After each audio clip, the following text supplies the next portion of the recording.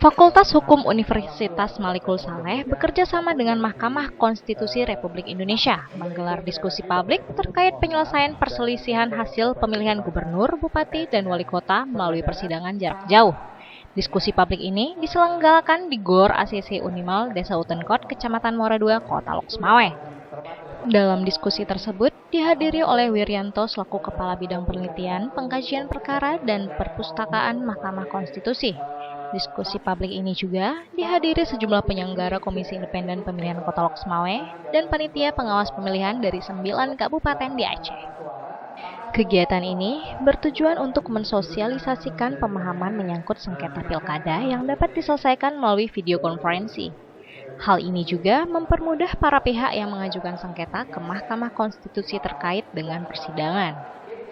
Yusrizal selaku panitia pelaksana menjelaskan, dengan adanya video konferensi, pemohon tidak perlu lagi mengeluarkan biaya yang banyak untuk mengikuti sidang di Jakarta. Saat ini, sidang dapat dilaksanakan di gedung video konferensi Fakultas Umum Universitas Malikul Saleh. Sementara itu, Kepala Bidang Penelitian, Pengkajian Perkara, dan Perpustakaan Mahkamah Konstitusi Wiryanto dalam materinya mengatakan, video konferensi ini hanya ada 2 tempat di Provinsi Aceh, yaitu di Fakultas Hukum Unimal dan Fakultas Hukum Unsiah Banda Aceh.